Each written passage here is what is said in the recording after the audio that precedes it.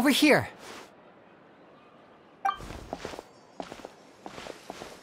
Lynette's not joining us today? I've had her follow Gemma and see if we can make any inroads with her. They should be at a cafe right now. Still, I don't think that Gemma's likely to open up to us. So, we need a contingency plan. Today, we'll be looking into a guy named Lorenzo, Caesar's former pupil and assistant. When Caesar passed away, all the stolen goods discovered in his home were confiscated and returned to their rightful owners. But Lorenzo was the only one privy to all his magic secrets, and he inherited his craft. Before long, Lorenzo was the next big magician in town, his fame surpassing even that of his master, and it made him very wealthy. He's since left the magic scene, though, and these days, he's a wealthy businessman with his fingers in a lot of different pies. I had to pull a lot of strings, but I managed to get him to agree to a couple of drinks with me. Be warned, though, I hear he's got a hair-triggered temper. We'd best be careful.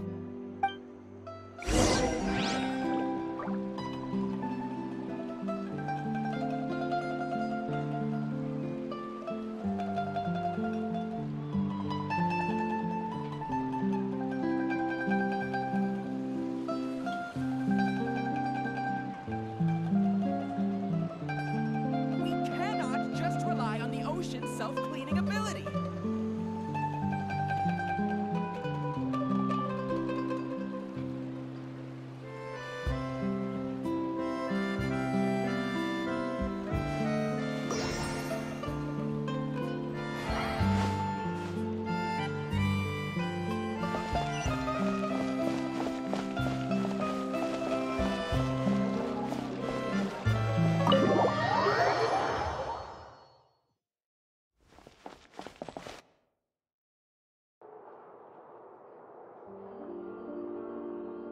You neglected to mention that you were bringing 2 other people with you.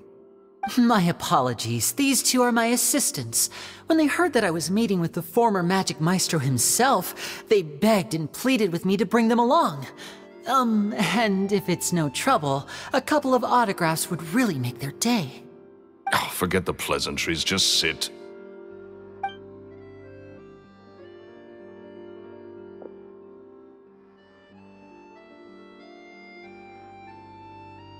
Get a load of this guy. Forget the pleasantries, he says, but he looks pretty happy about Lenny stroking his ego. I only agreed to meet since we're both magicians. Do me a favor and cut to the chase. I have more important things to do than drinking. Much obliged, sir. As it happens, the matter I want to address is also related to magic. Yesterday morning, a warning letter from the Phantom Weasel appeared on the entrance to the Opera House. He claims to be planning something for the same evening that I'm scheduled to do a magic show there. As such, I believe that I may well be his target. I have to get to the bottom of this to ensure that my show can go ahead as planned. Naturally, any investigation into the Weasel starts with a few questions about Caesar, who... What is there to investigate? Caesar was the Weasel and he's been dead for 10 years. So what if some sick creep thought it'd be funny to write a warning letter? It changes nothing. Are you trying to tell me you actually bought it? Please, sir, no need to get so worked up. I do concede that a copycat is but one possibility. Possibility? It's a fact, Linny. Look, my patience is limited, so listen carefully while I'm still willing to put up with you. The Weasel is dead. Period. Everyone knows that, so do yourself a favor and quit this investigation. It'll lead you nowhere. Look, if this affects your magic show in any way, I will personally compensate you for any losses. Oh, sir, I'm honored, really. But this isn't about finances for me. My pride as a magician is what's at stake here, Lorenzo. Copycat or not, this person has thrown me the gauntlet, and I must meet their challenge head-on. Your pride? Don't mince words with me, boy. Just tell me, what exactly are you seeking to do? I want to find out the Phantom Weasel's true identity. I have to know for myself what really happened 10 years ago. What would that accomplish? And what do the events of 10 years ago have to do with you, anyway? Look, you of all people should know that a magician never reveals their secrets. And in any case, dead men don't talk. So if you really care about your magician's pride, then you'll forget about Caesar and move on. Uh-oh. This is getting awkward. Lorenzo? Is that? Oh, it is you! I know that big, booming voice anywhere. What's up, my man? Want to grab a drink with me? Another day, I'm busy. Oh, come on. You can't be all business all the time. You know what they say? Live fast, die young. You gotta learn how to kick back and relax once in a while. If I wanted your life advice, I'd ask for it. Now get out of my face and go be drunk somewhere else. Sorry, my good sir. I don't believe I've had the pleasure. Oh, hey! Edmondo. He and I are business pals. We worked together a bunch of times.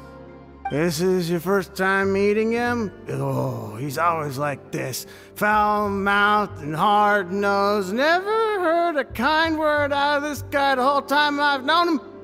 And he wonders why he can't get a girlfriend, despite being, what, pushing 40, 30, something? Anyway, point is, a lot older than when he first got rejected by the girl he was into. And he's still into, from what I hear. Shut up and get out of my face. Another word out of you and you can forget about doing business with me ever again. Do I make myself clear? Sorry, I may have had a little too much to drink. All right, I'm gonna leave. Don't work too hard.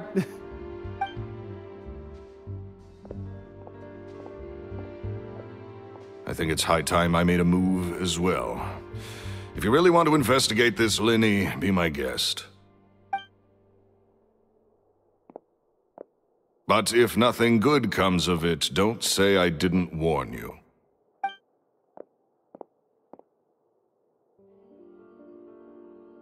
Well, that fell to pieces in a rather spectacular fashion. Any thoughts? Totally. And what was all that about compensating you for your losses? Why would someone you just met make an offer like that? He's gotta be hiding something. And not like Gemma. She was a little suspicious, but this guy's definitely covering something up. I think so too. We need to look into Lorenzo more closely. That guy Edmondo seems to know a thing or two about him. He only just left. Let's see if we can catch up with him.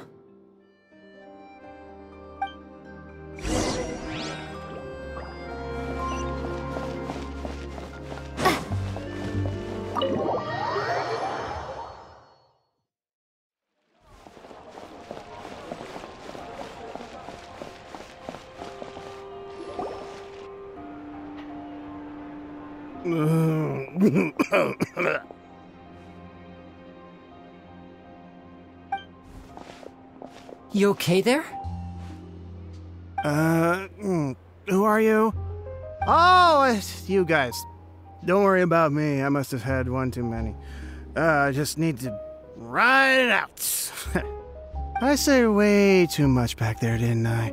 Yeah, I nearly talked myself into complete financial ruin. Note to self, no more drunken chats when Lorenzo's around. So, he was serious about threatening to cut you off? Ugh, Paimon knew he was a bad egg. Hey, keep your voice down. Don't go prying into Lorenzo's personal affairs. Bad things happen to people who ask too many questions, or make an enemy out of him. What kind of bad things? Don't even ask. I'm sorry, I'm gonna have to cut this conversation short. I'm not crossing that line again. And take it from me, trouble with Lorenzo is one thing you don't need in your life. You saw him flare up back there. I don't know what you said to him, but clearly it touched a nerve. That's not a good sign. You're too young for this. Don't get in over your head. I'm leaving.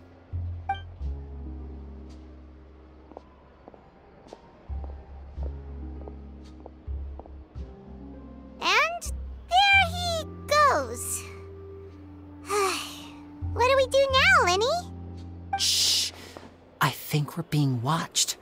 Someone was listening in to our whole conversation. Don't say anything and don't look back. Any altercation in the city will attract the guards. We'd better take this elsewhere.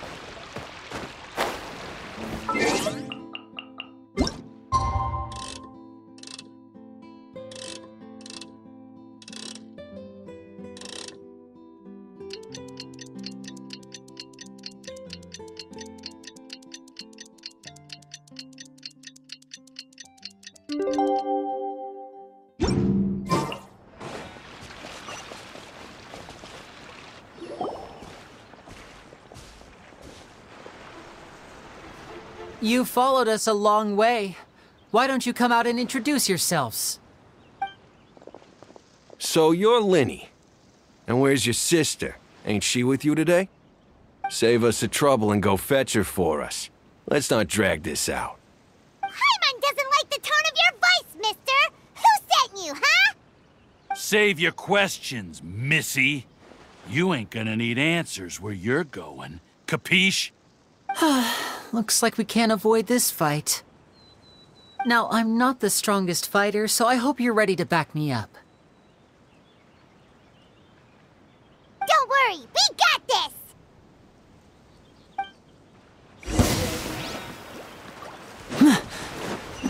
And voila!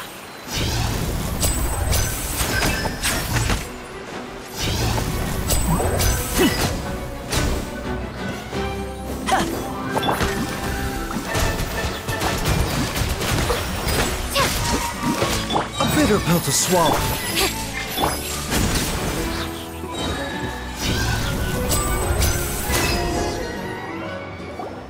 Curses. They're tougher than we thought. Vision wielders are always trouble. Intimidation ain't gonna work like it did on the lady. Come on, let's scram! Hey, wise guys! We ain't through with you yet! Oh, they got away! Did you catch what they said just before they left? Something about intimidating someone else. Sounds like they just wanted to rough us up as a scare tactic, and they've already done it to someone else, but who? You're right. She was injured when we saw her yesterday, and she acted like she had something to hide. Maybe she was too scared to tell us the truth because those guys had threatened her.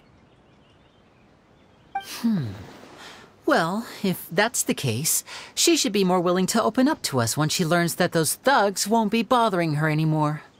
Let's head back to the cafe and see if we can get any information from her.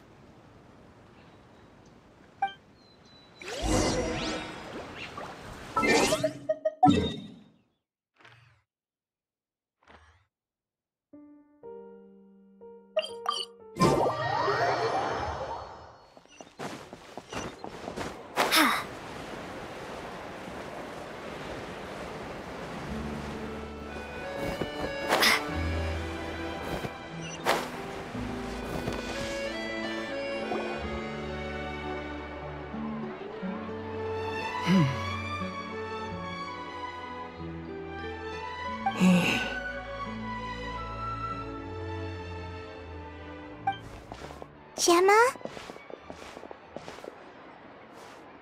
You again. What is it this time? We just ran into the men who've been threatening you, and we gave them a taste of their own medicine. So, you can relax now. We're here to protect you. What? Why? I didn't tell you anything. Why would they come after you? Sounds like they're no strangers to you. That's putting it mildly. I know them all too well, and I hate them with every fiber of my being. It's been 10 long years, and still every time I try to look into Caesar's death, they show up and warn me not to do anything stupid. How do I know I can trust you? Do you really think you can get to the bottom of it all? And why are you doing this? I'm afraid I can't reveal all the details just yet, but I can promise you this. I will expose the Phantom Weasel's true identity. Because you see, this is a personal matter of the utmost importance. I give you my word. Trust me. Okay. How can I help you? I've heard that Caesar used to have a magic workshop where he kept a lot of his personal effects. If possible, I'd like to take a look at them. Do you know where it is? The Fleuve Sonde. But the place was sealed up by the police after his death, and no one's been there since. I also know that the Fleuve Sonde is dangerous territory. Lots of hostile groups lurking around. If you're serious about going there, please be careful. Understood. Lynette, you stay here and take care of Gemma. Don't let her come to harm. Got it. But if I'm staying here, I'm ordering dessert. I mean, bon appetit. But stay sharp, too. They're likely to come for you while I'm away. Okay. Alright. Power saving mode off. I'll start taking this more seriously now.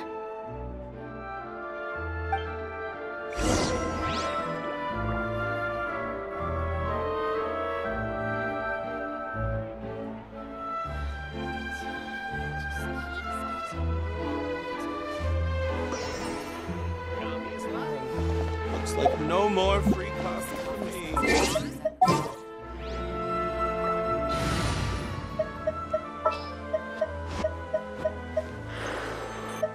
Want me to come along?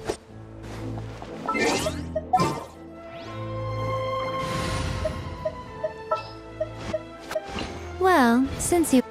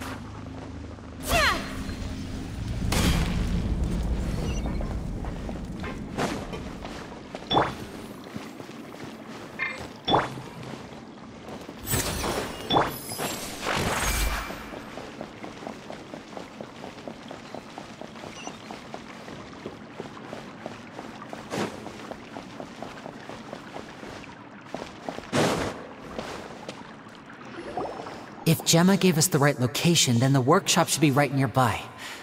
Huh. Looks like these boxes are blocking the entrance. Let's shift them away first. There we go. It should be just down here.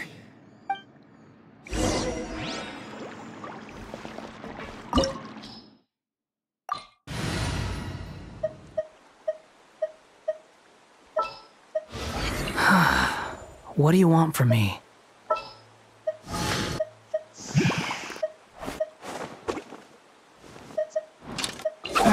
Don't tell me they did it again.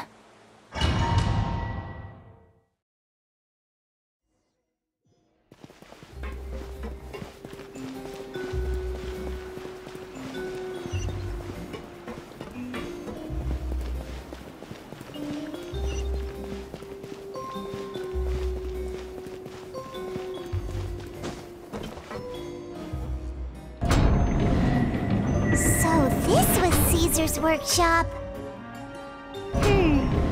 Nothing suspicious here, just normal magic props. Let's head in further.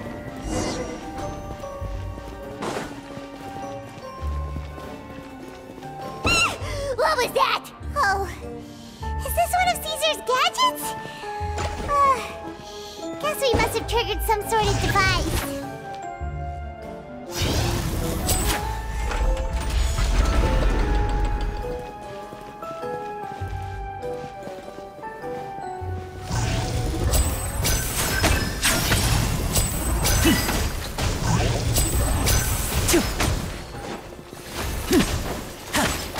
The wind rises.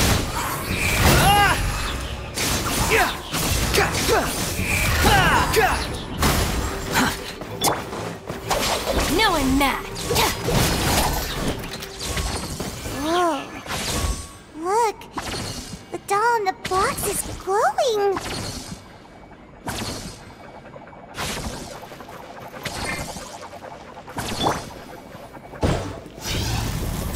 There's something written on the card on the doll. Let's take a closer look.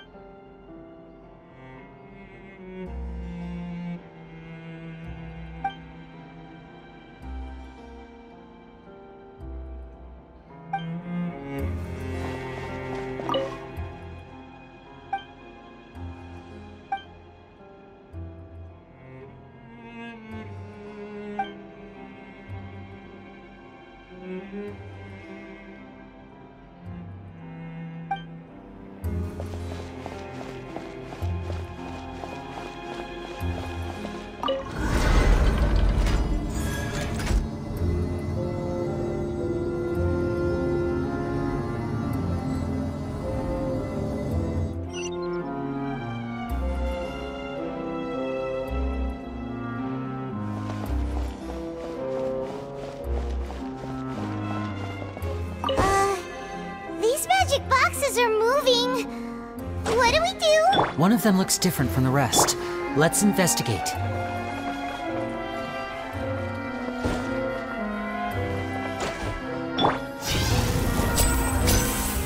Got it. We're supposed to find the box that lit up at the start, right? There should be another wish list inside. Let's keep trying.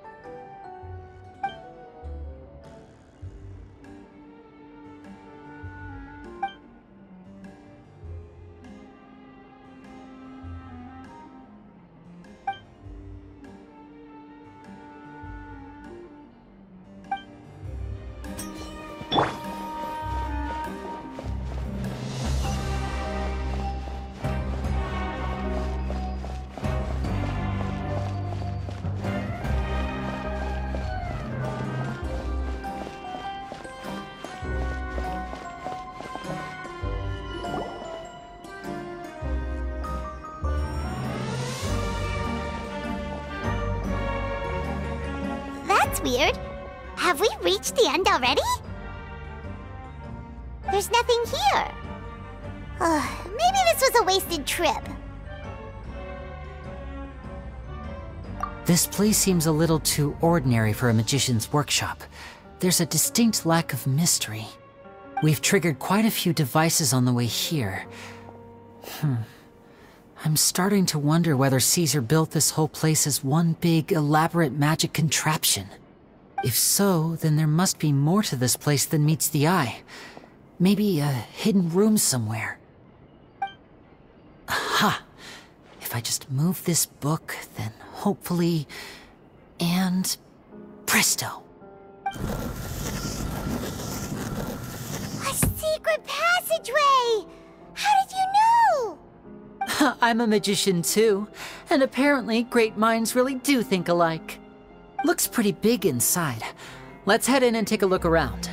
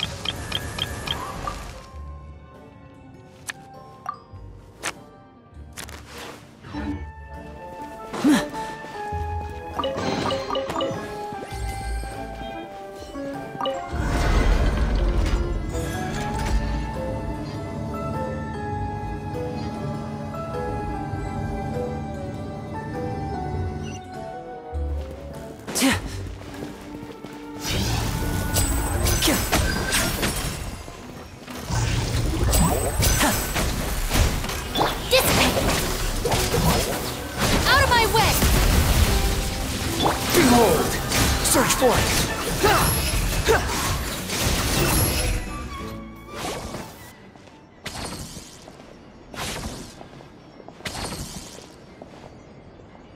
Why have you stopped, Lenny? Is there some device in that box? Huh. It just looks familiar somehow. Let me check this out for a second while you guys go on ahead. If anyone makes a major discovery, let's rendezvous here. All right, see you in a bit.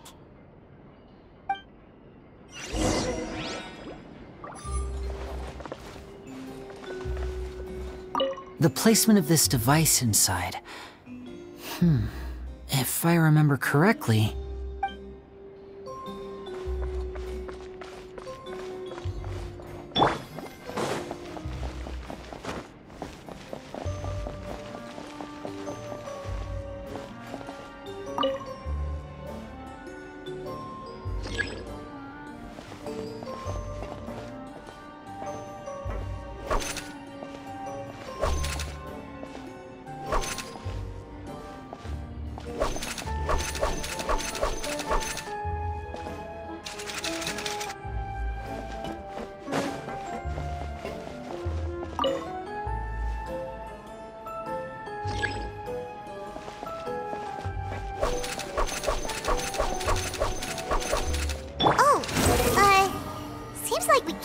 on the same tile twice. Guess we've got to finish it in one run, huh?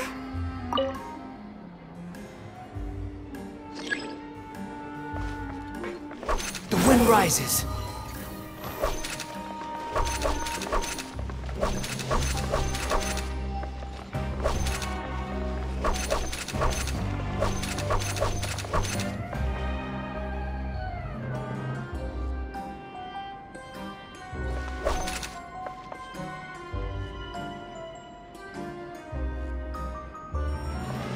Behold!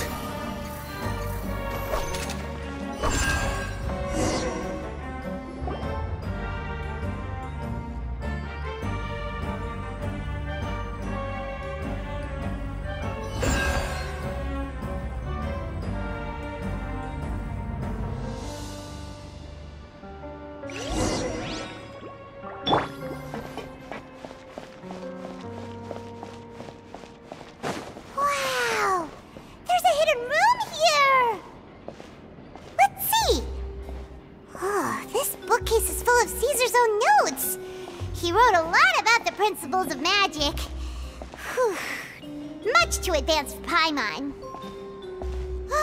Hey, look! Is that Caesar's diary on the table?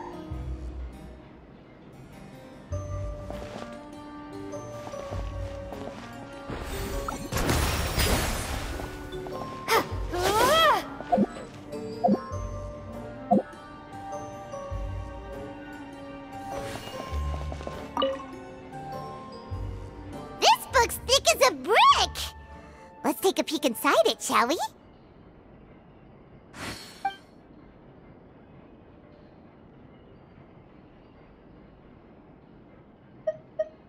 At one of my shows a few days ago, a child asked me how I pulled candy out of my hat. As a joke, I told the kid that the hat has a built-in wish-granting machine. Next thing I know, today a whole bunch of kids were pestering me to pull all sorts of things out of the hat. So I told them another white lie. The machine needs time to power up, but in the meantime, you can write your wishes down. Well, they took me up on that offer, enthusiastically.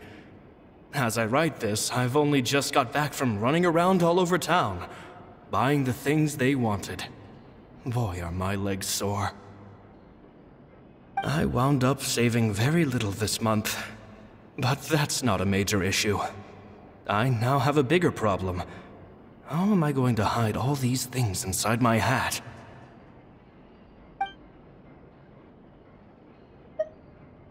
Two children came to talk to me after today's show. I don't know why they were out on their own. They looked much too young to be unsupervised. I do hope they got home safely. Anyway, they said that they wanted me to teach them how to do magic. It's not uncommon for children to ask this, of course, but I've never seen any of them as serious about it as these two. I told them that learning magic is very hard work, but that didn't faze them at all. It's like they already knew. They seemed so committed. I couldn't turn them down.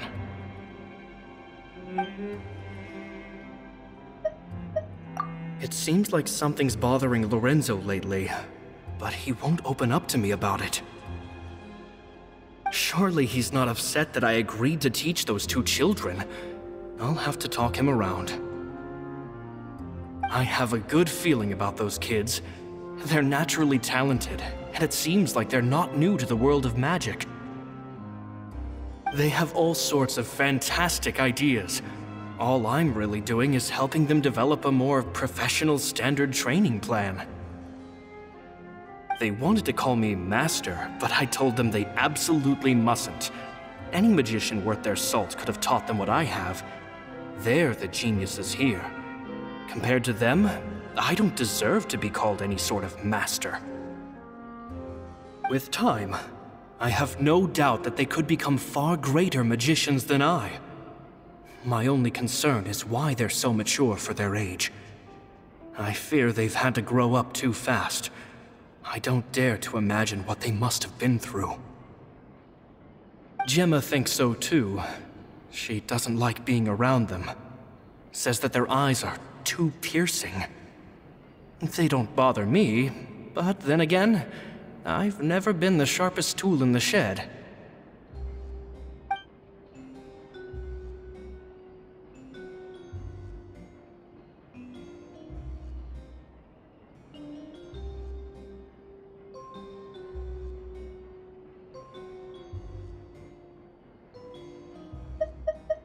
It's nearly time for me to go on tour. I asked the two kids if they'd like to come with me, but they shook their heads. I once overheard them talking about their father and their mission. Sounds like their parents have other plans for them. I guess we'll be parting ways soon. It's only been 10 days since I first met them, but I think that I've gotten a feel for their personalities now. They're very tough, but also very cautious, and they trust no one but each other. This, I fear, is not a good habit to have. They hide things from me too. For example, when I asked them where they live and why they wanted to learn magic, they lied.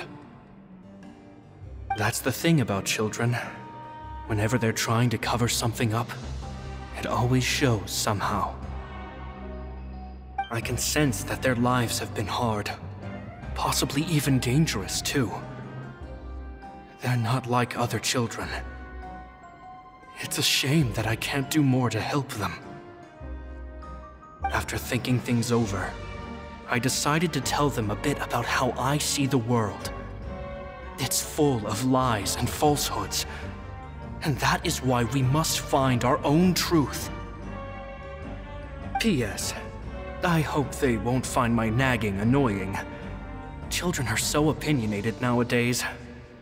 Will it do them more harm than good for someone they've only known 10 days to lecture them like that? P.P.S. Maybe I'm overthinking this. Children aren't interested in grand philosophies. It probably just went in one ear and out the other. I bet they've already forgotten every word I said. Oh, Caesar, Caesar. Just mind your own business next time.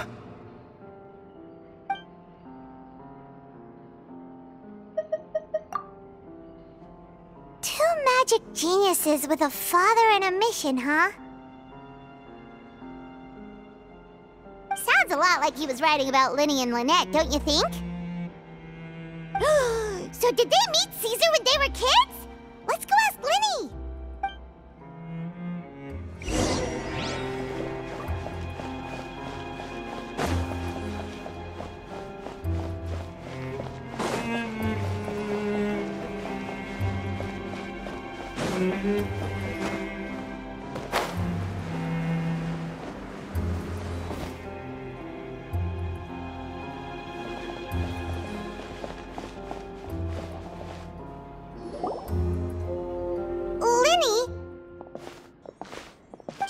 Hold that thought. As I expected, there's a lot of fishy things going on in this place. Fishy? Uh-oh, what have you found? All in good time. Before we go over our new leads, I want to tell you how a high-altitude escape is performed. First, the magician slots themselves into a magic box in full view of the audience. The box is then suspended high in the air, and a short while later, the base automatically opens. At this point, a dummy will fall out of the box, but it looks real enough to grab the audience's attention, and they start wailing and screaming. Meanwhile, the real magician, who has by now blended into the crowd, waits for a good moment to make their appearance and put on a hysterical performance. Oh no! Is that me? Did I just fall to my death? Very vivid description. Paimon can really picture it. And then what? The audience's gaze then turns to the magician, and by the time they realize what's happened, the dummy has vanished, as if everything that just happened was some sort of shared illusion. Of course, that's just how I think the process should work, theoretically speaking. The inventor of this trick never performed it successfully. When the box opened, Caesar was the one who fell out, and not the dummy. He fell right to the ground from the highest point of the opera house. No one could hope to survive that fall, not without a vision at least. And no one else has ever attempted this trick since. My understanding of how it works is just based on what I could gather from his notes and the relevant gadgets here in his workshop. So Caesar's famous high-altitude escape has never been done, huh? Paimon was about to say how cool it would have been to see it in person, but if it's that dangerous, it's probably for the best that no one else tries to do it. Wait a second. So if a dummy's supposed to drop out of the box, then where does the real magician go? How does he get out? Glad you asked. That brings us to the secret of said box. This box right here is the one that Caesar constructed himself to use in the performance, and it's not as simple as it looks. Inside, there's a device that only the magician himself would know about. Once the magician's inside and the box is lifted up into the air, the audience's view of the box is fixed at a certain angle. From where they're standing, they have a clear view of the front, sides, and bottom, but the back and the top are now no longer visible. At this point, the magician presses a button inside the box, opening a secret door out of view. He then escapes through this trap door onto the opera house roof, waits for the dummy to fall and distract the audience, and quietly returns to ground level. That's way simpler than Paimon imagined. Even Paimon could probably do it. Well, there's a little more to it than that, of course. The hardest part of this trick is controlling the audience's mood and reactions. That takes an exceptional degree of showmanship. There's the falling dummy, the miraculous reappearance, the pompous performing. Maybe the magician would even have themselves tied up before it begins to strengthen the impression that there's no escape. Many days and nights of careful research and painstaking practice would have gone into this, all culminating in a performance just a few minutes long, but one that still manages to transform the shock and grief of a tragic accident to the joy and laughter of a mesmerizing magic trick. Caesar was a highly accomplished magician, but unfortunately, even he didn't manage to pull it off. So, how did it go so wrong?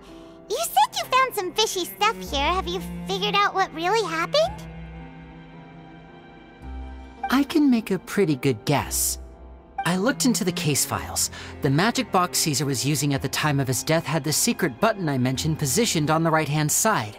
And sure enough, he always used his right hand as his dominant hand in public. Okay, nothing suspicious there.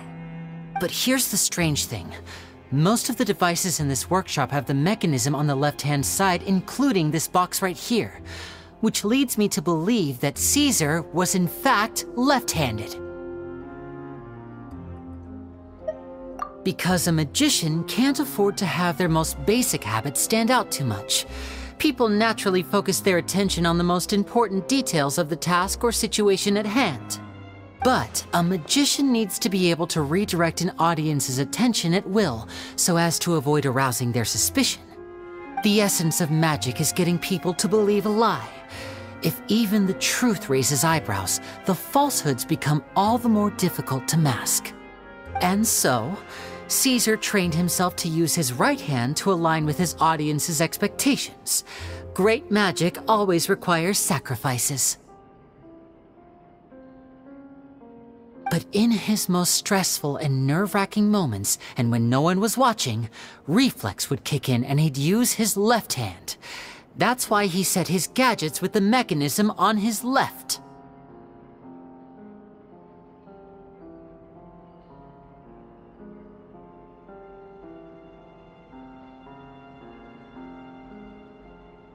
Exactly. I think that's likely what happened.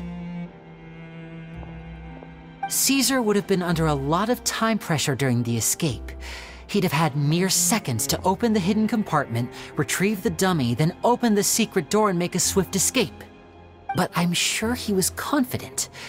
He would have rehearsed countless times to the point where it was second nature.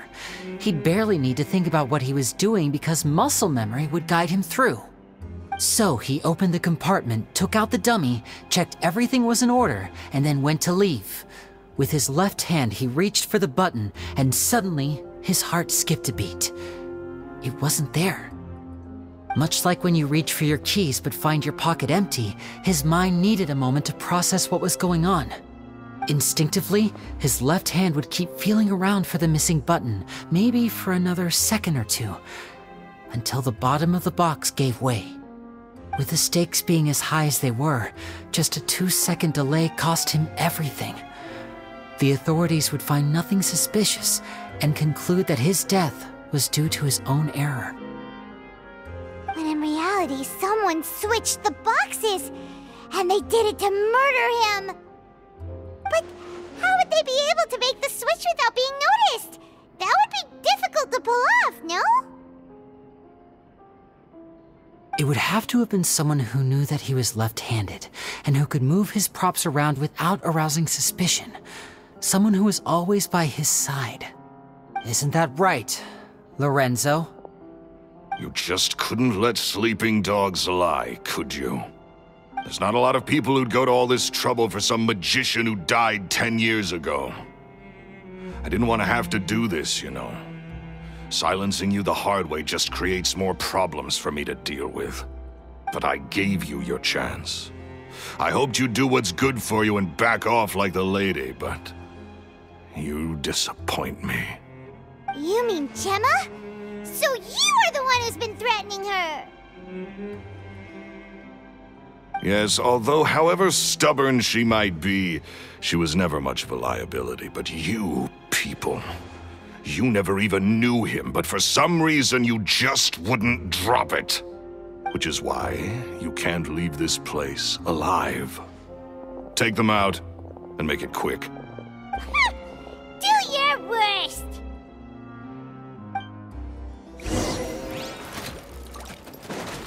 Step right up!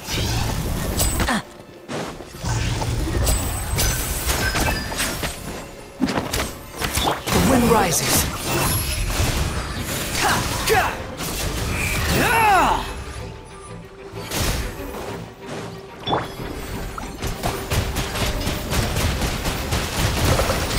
Wipe out! And voila!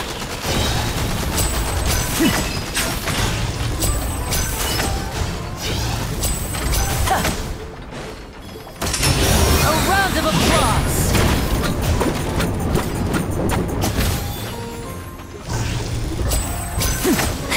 Now disappear!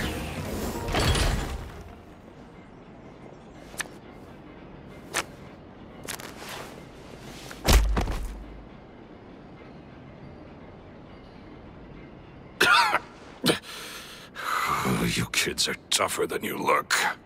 Had enough yet, Lorenzo? Your cronies can't help you now.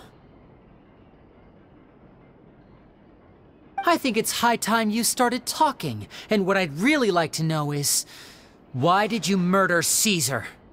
If I had a Mora for every time you said that man's name. Of course you idolized Caesar, everyone else did. But I was the real genius magician. Me! He was just an amateur who did cheap tricks for gullible children. I was the one who made magic into the fine art it is today. The aristocrats doffed their hats to me! So it was jealousy. Jealousy. Hatred, more like. I hated Caesar. All he cared about was his magic. He lived and breathed it. He poured everything into his street performances and his stupid tours like it was just a hobby to him, never bothering to think about Mora. What sort of fool devotes their life to the art of deception and never has a Mora to show for it? But the people loved him, didn't they? Oh, how they looked up to him. No one gave me a second look. All I ever heard was, "Oh, your master's amazing, isn't he?" Amazing. Yeah, so amazing that he was completely broke. Every other apprentice was living it up at their master's expense, but no, not me. I put in all the work, mastered all the skills, and it brought me nothing more than the life I already had.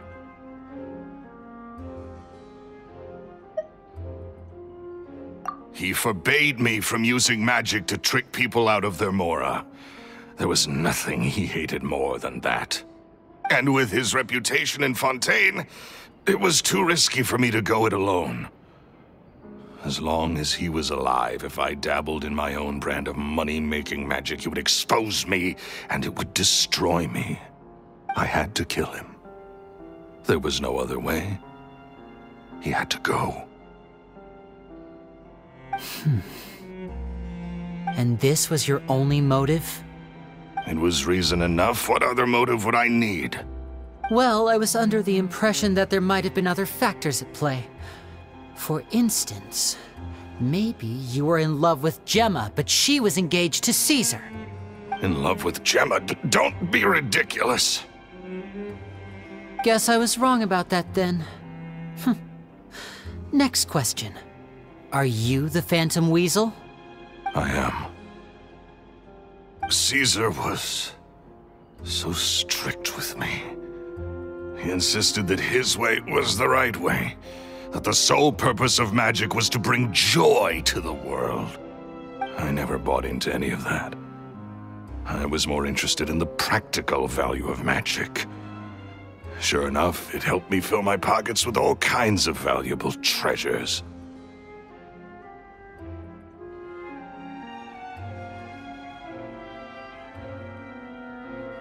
Oh, yeah! Charlotte told us that the weasel would steal whatever people valued, no matter how much it was worth. That's just how it looked from the outside.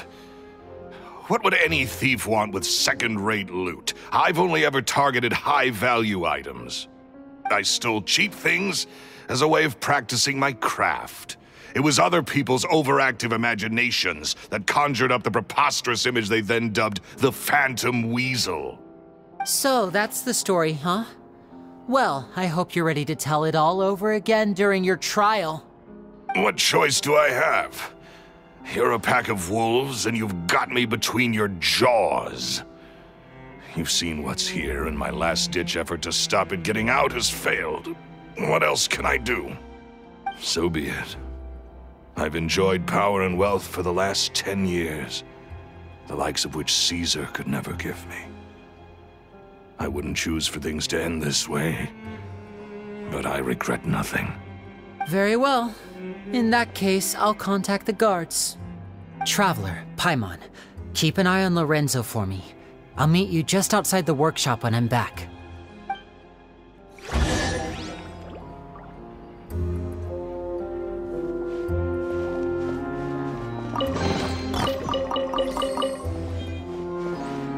At least I can finally stop looking over my shoulder now.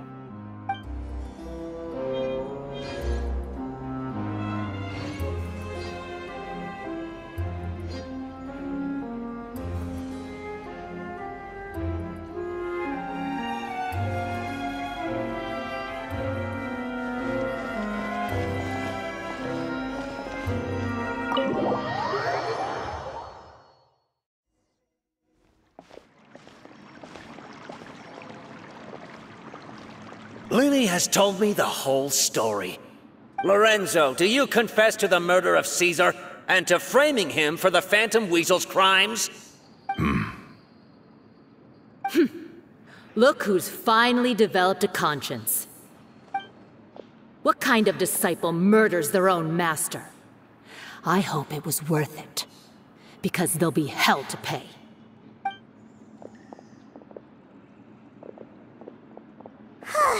Looks like it's all over. What should we do next, Lenny? Should we start preparing for your show? Let me think. Let's rendezvous with Lynette and Gemma first. With Lorenzo in custody, Gemma will no longer have to fear for her safety. Good point! We should go tell Gemma the good news right away! It'll give her some peace of mind for sure!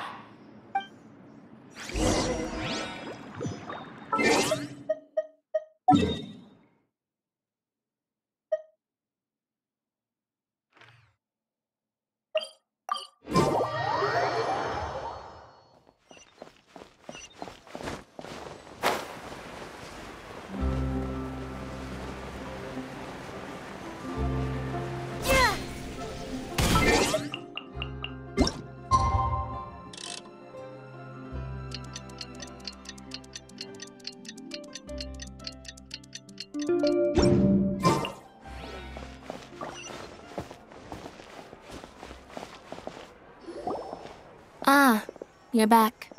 You were so quick. I've only just finished my third dessert. Your third? Lynette, come on, we've talked about this. Everything in moderation. You're not gonna have any room left for dinner now. It's fine. I'll shift to exercise mode and jog off the excess sugar. That's besides the point. Well, it's done now, but try to eat a more balanced diet in the future. Point taken. Did everything go okay? Of course! Lorenzo was no match for us. The guards are taking him into custody as we speak. Gosh, that's amazing. I'm sorry, I still didn't know if I could trust you, but now it seems I can. I had my suspicions about Lorenzo, but It's okay, we understand. He did threaten you. Paimon would find it hard to trust strangers in your position too. But you don't need to be scared anymore. Everything's gonna be okay. Sorry. My emotions are all over the place right now. I've been waiting for this day to come for so long. I always wanted to report Lorenzo.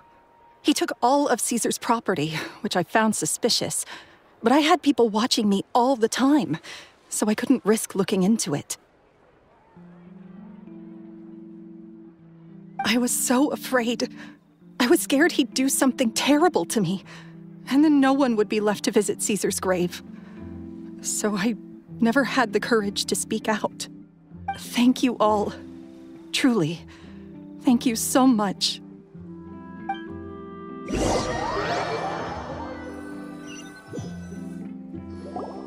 Thank you all for clearing Caesar's name. I never would have guessed that Lorenzo was the real Phantom Weasel.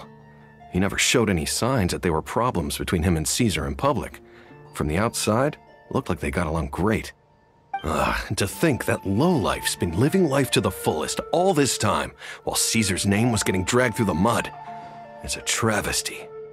At least his soul can finally rest in peace now, thanks to your efforts.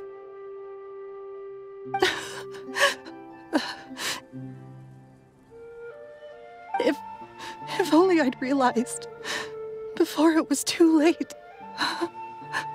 Don't blame yourself, Gemma. This isn't your fault. Yeah, you still have the rest of your life to live. Caesar wouldn't want to see you spending it feeling guilty.